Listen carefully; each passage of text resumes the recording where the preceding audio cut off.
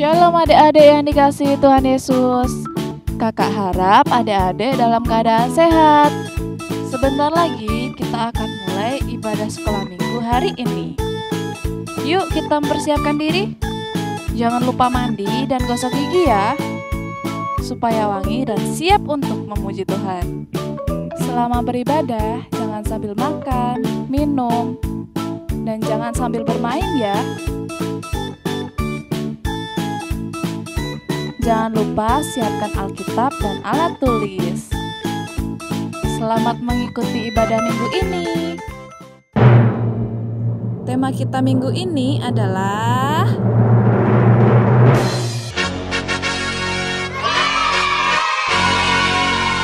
Selamat pagi anak-anak. Kak Melka harap anak-anak dalam keadaan sehat dan sukacita, siap untuk mengikuti ibadah online pagi ini. Anak-anak harus bersyukur karena kita memiliki Tuhan Yesus. Tuhan Yesus adalah satu-satunya penolong dalam hidup anak-anak. Tuhan Yesus tidak akan pernah terlambat di dalam menolong anak-anak. Jadi anak-anak tidak perlu khawatir. Tuhan Yesus siap menolong kita. Kita pujikan Yesus itulah satu-satunya. Dengan sukacita sampai tepuk tangan boleh. Yesus itulah satu-satunya penolongku yang sungguh. Yesus tak pernah akan terlambat untuk menolong kita. Oh, haleluya, puji Tuhan, berharaplah terus padanya. Oh, haleluya, puji Tuhan, berharaplah terus padanya.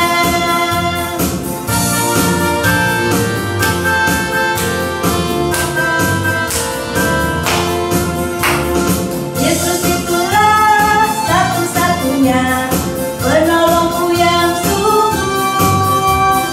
Yesus tak pernah akan terlambat untuk menolong kita.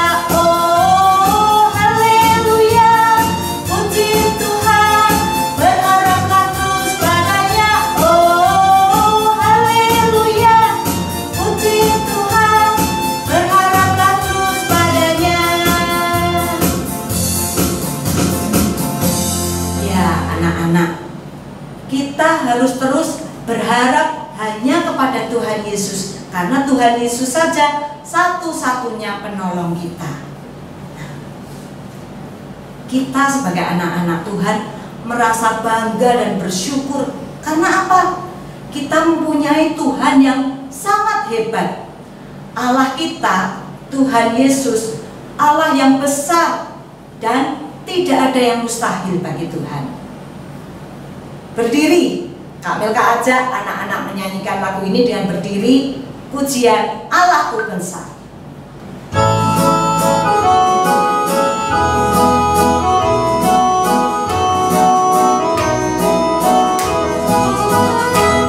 Allahku besar, kuat dan perkasa, tiada yang mustahil baginya. Allahku besar, kuat dan perkasa, tiada yang mustahil baginya.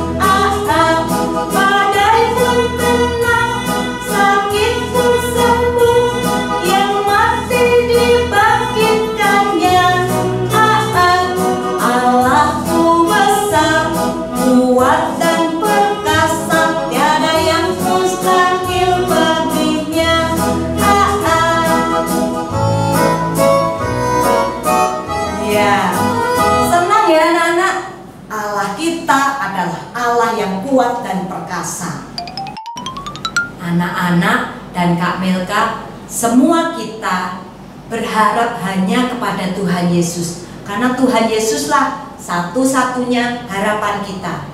Tuhan Yesus tidak akan pernah terlambat untuk memberikan pertolongannya kepada kita, asal kita terus berharap kepada Tuhan. Kita pujikan berharap kepada Tuhan.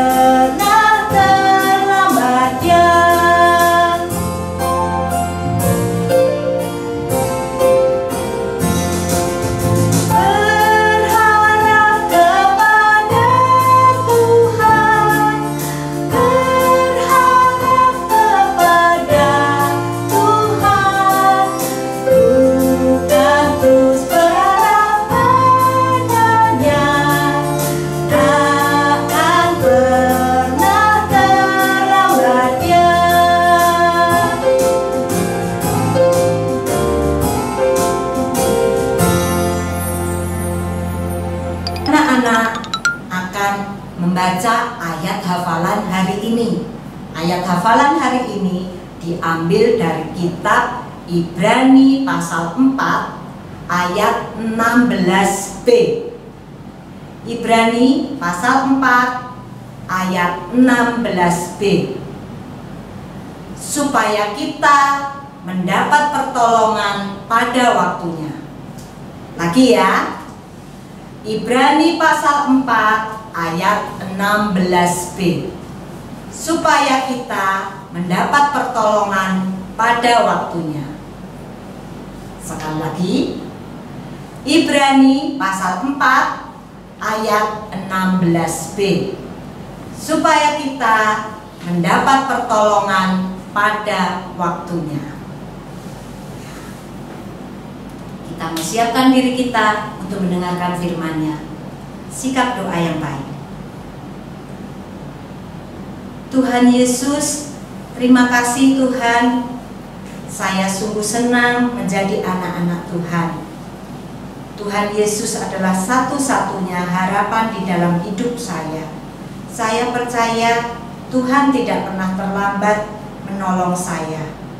Tuhan Yesus, sebentar saya akan mendengarkan kebenaran firman Tuhan yang akan disampaikan oleh Oma. Tuhan memberkati dan mengurapi Oma. Tuhan memakai mulut bibir Oma untuk menyatakan kebenaran firman Tuhan. Dan saya dapat mendengarkan firman Tuhan dengan baik. Terima kasih Tuhan. Di dalam nama Tuhan Yesus saya berdoa dan memohon.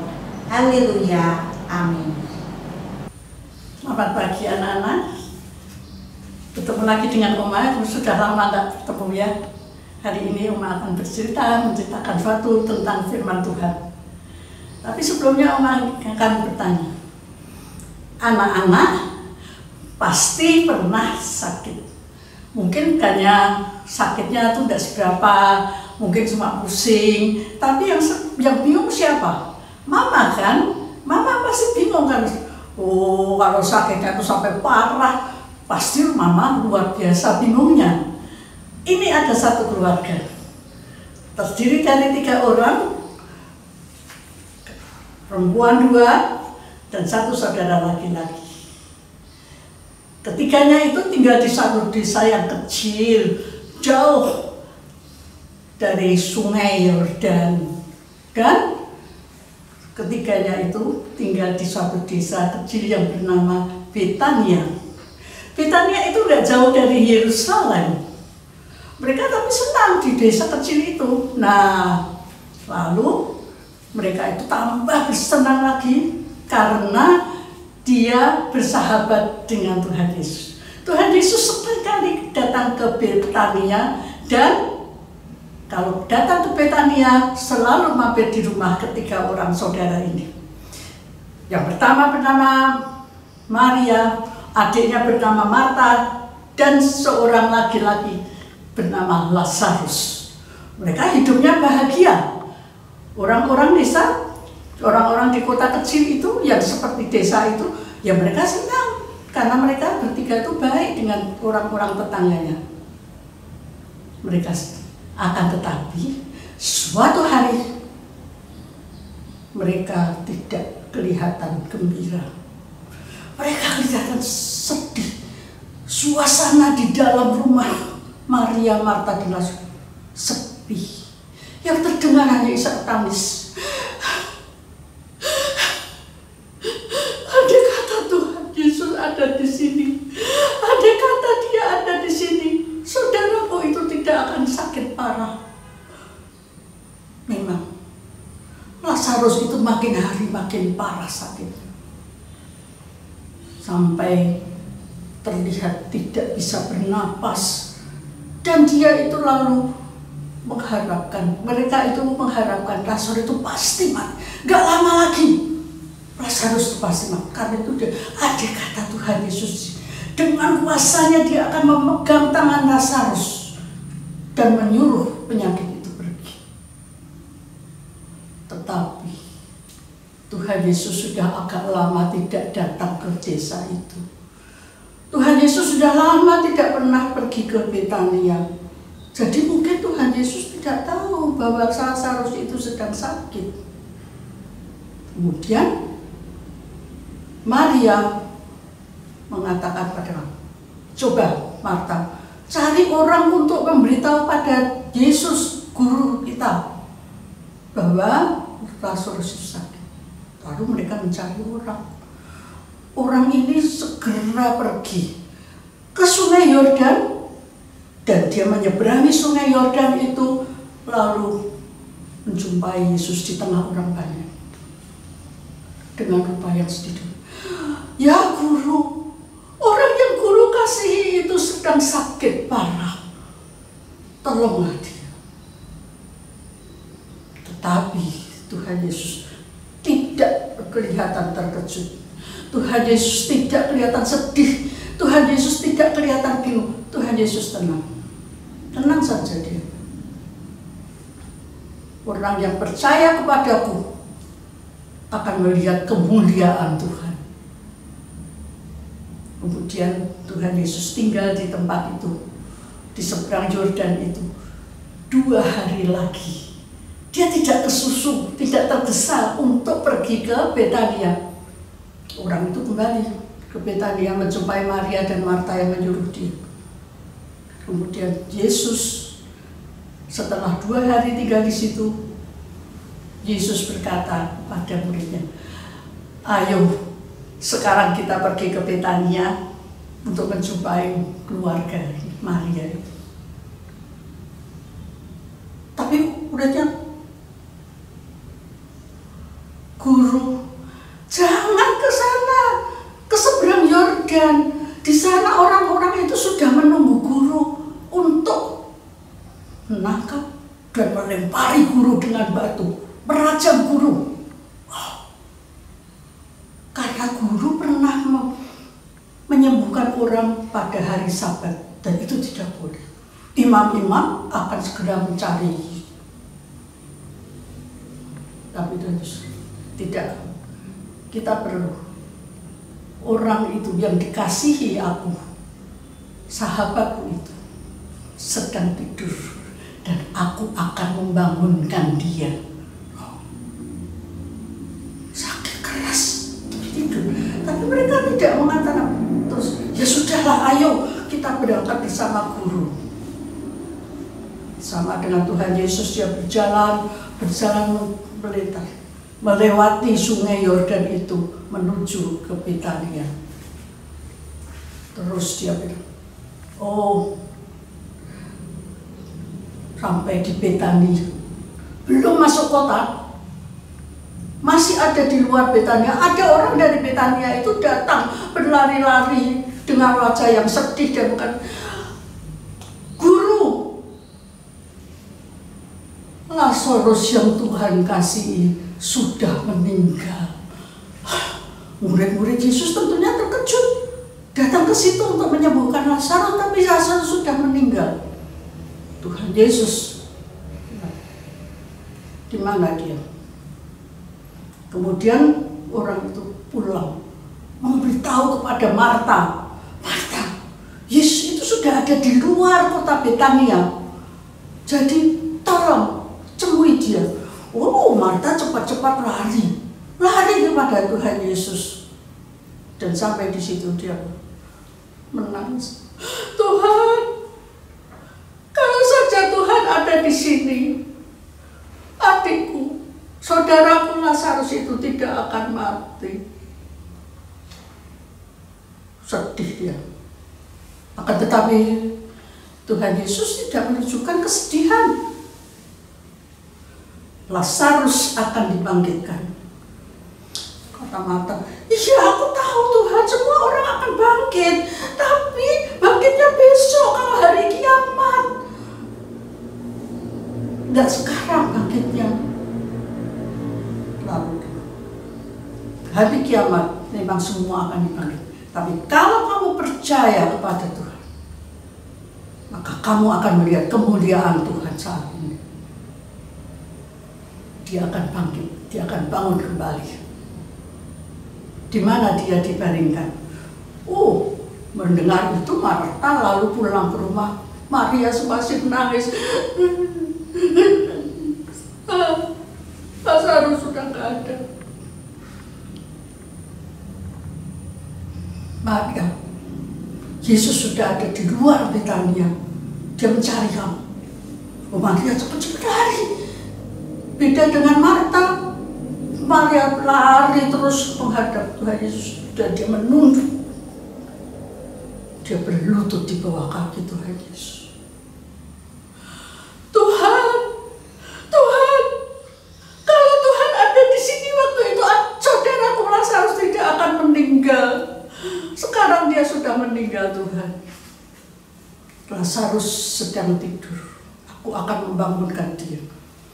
Tolong Tuhan, gimana? Sedih dia. Orang-orang yang ada di belakang Marta, tetangga-tetangganya yang mengira bahwa Marta akan terkubur Lazarus, itu mengatakan, oh, Lazarus sudah mati. Dia menangis terus. Sekarang Lazarus sudah meninggal, Tuhan.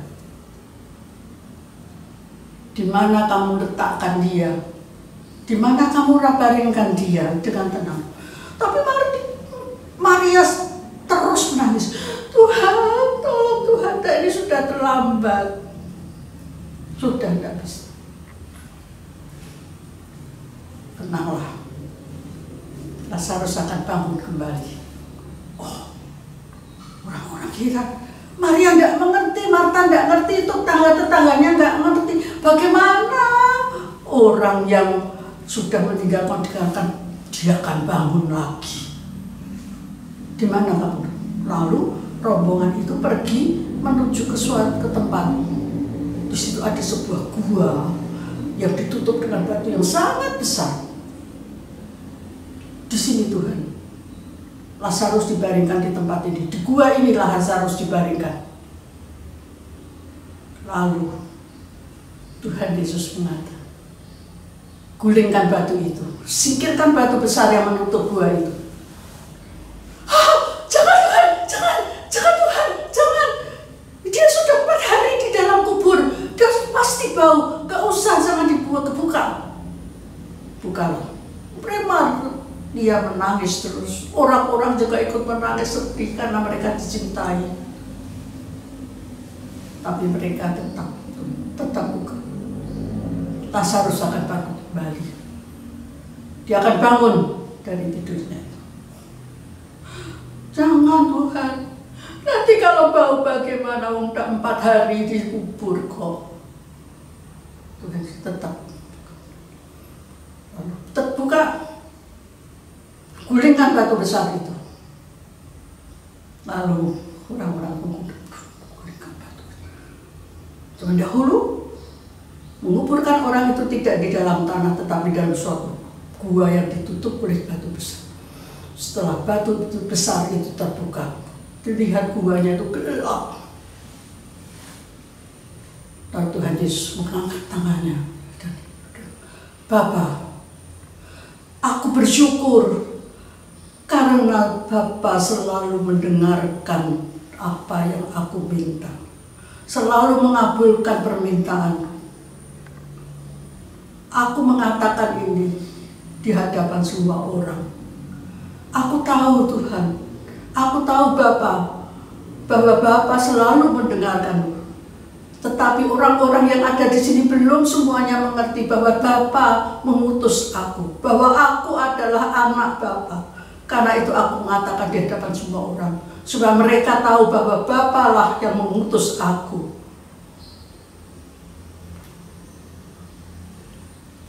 Yesus bersyukur untuk menunjukkan kepada orang bagaimana dia.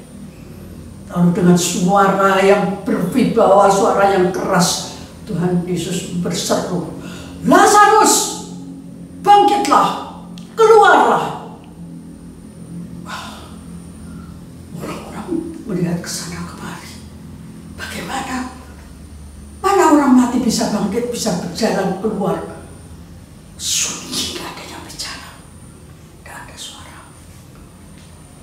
Lalu Lazarus perlahan-lahan dengar suara. Orang-orang dengar, dari dalam gua terdengar suara orang berjalan. Ada suara orang yang berjalan. Dan dari jalan gua itu muncul suatu sosok. Seorang keluar menuju pintu gua. Akan tetapi orang itu terbalut dengan kain putih. Semua dari kepala sampai kaki. Itu Lazarus. Lazarus yang sudah dibaringkan 4 hari. Dan tidak ada bau. Lalu Tuhan. Orang-orang mengerti. Maria lalu menghampiri Lazarus. Benar. Lazarus saudaranya yang dikasih udah bangkit dari kematian. Dan Maria bangkit. Bahwa tidak ada yang mustahil bagi Tuhan. Bahwa tidak ada yang terlambat bagi Tuhan. Maria tahu. Orang-orang semua melihat. Dan mereka, Maria berlutut mengucap syukur pada Tuhan. Dan orang-orang tetangnya juga berlutut mengucap. Banyak dari mereka belum mengenal Yesus. Banyak dari mereka tahu, mendengar bahwa Yesus itu bisa menyembuhkan orang buta, orang lumpuh, orang sakit. Tetapi mereka belum benar-benar mempercayai. Tapi melihat keadaan ini, melihat Lazarus ini, dia lalu percaya. Banyak orang yang menjadi percaya kepada Yesus. Anak-anak, seringkali kita juga nggak percaya. Apakah Tuhan Yesus juga akan seperti itu penolong saya? Dalam hal seperti ini, dalam suasana pandemi seperti ini, anak-anak harus di rumah. Nggak boleh keluar, harus sekolah juga bersama-sama. Di dalam rumah terus, bosan rasanya. Oma tahu kalian bosan. Oma tahu bahwa kalian kepingin bermain bersama teman, tapi nggak boleh. Mungkin untuk kalian juga mengatakan, aku pengen berdoa, Tuhan, aku kepingin sekali aku bisa bermain dengan dengan teman-teman lagi. Tetapi tidak ada jawaban. Pandemi masih tetap. Anak-anak masih belum boleh bermain-main di mana-mana. Anak-anak harus memakai masker, anak-anak harus belajar di rumah dan sebagainya. Tuhan seakan-akan tidak mendengar. Tuhan seakan-akan tutup telinga dan tidak mendengarkan permintaan. Akan tetapi sebenarnya Tuhan tahu. Tuhan tahu yang karena Tuhan tidak pernah. Kalau anak-anak tetap berdoa, Tuhan tidak pernah menjawab. Tetapi pada saat Tuhan tidak menjawab, Tuhan itu ingin kalian mempercayai Tuhan. Tuhan ingin kalian tetap berharap pada Tuhan. Maukah kalian berharap terus pada Tuhan? Supaya Tuhan bisa mewujudkan apa yang baik untuk kalian. Dengan berharap terus kepada Tuhan, maka tidak ada yang mustahil bagi Tuhan. Semua akan terjadi sesuai. Jadi berharaplah terus kepada Tuhan.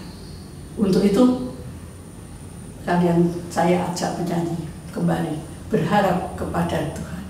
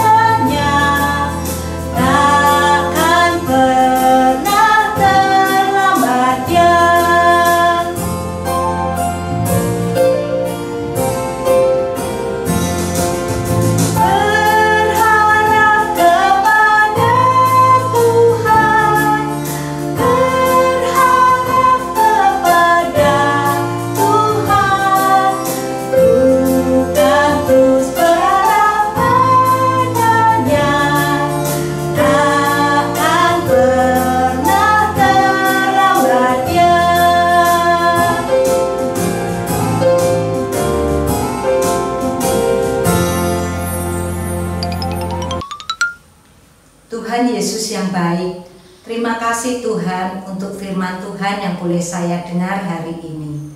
Tuhan Yesus mengingatkan saya untuk saya terus berharap hanya kepada Tuhan Yesus.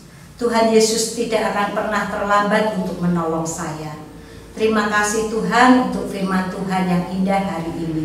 Di dalam nama Tuhan Yesus, saya berdoa dan mengucap syukur.